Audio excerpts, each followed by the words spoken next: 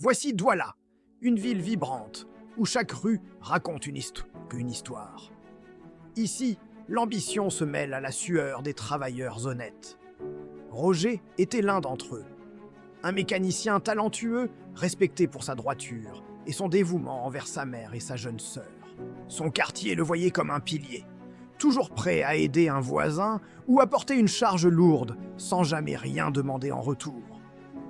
Mais un soir, dans l'effervescence d'un snack-bar local, le destin de Roger allait basculer sous les lumières stroboscopiques de la nuit. C'est alors qu'elle apparut, Sonia.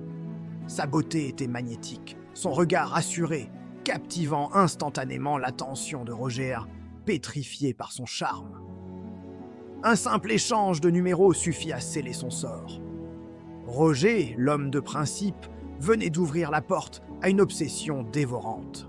Les semaines passèrent dans un flou romantique. Roger ne vivait plus que pour les messages de Sonia, négligeant ses amis et son travail. Mais le rêve devint vite exigeant. Sonia commença à demander de l'argent pour des urgences feintes, testant la loyauté financière de Roger. Elle était douce quand il payait, mais devenait glaciale dès qu'il hésitait.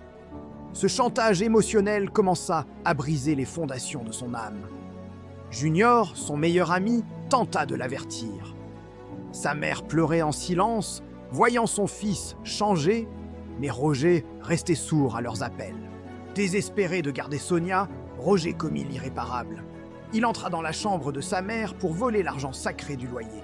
Sonia le flattait, l'appelant son vrai homme. Enhardi, il s'enfonça plus loin, volant du matériel au travail et même le téléphone d'un cousin. Le point de rupture arriva dans un hôtel luxueux. Roger espérait un futur, mais Sonia n'avait plus besoin d'un homme ruiné. « Je ne t'ai jamais forcé à voler », lui dit-elle froidement avant de partir au bras d'un autre. Roger restait seul avec ses crimes. L'arrestation fut brutale. Devant les yeux horrifiés du quartier, les menottes se fermèrent. Sa mère s'effondra, le cœur brisé par la honte. Dans le silence de sa cellule, Roger eut le temps de réfléchir. Un vieux détenu devint son miroir, lui rappelant le prix de l'intégrité perdue. À sa libération, le retour fut difficile. Mais le pardon de sa mère fut le premier pas vers sa rédemption. Elle l'accueillit les bras ouverts. Aujourd'hui, Roger partage son histoire. Il enseigne aux jeunes que la vraie force réside dans les valeurs et non dans les apparences trompeuses. Ne laissez jamais une illusion détruire votre réalité. Restez fidèle à vous-même, car c'est là que réside votre véritable richesse.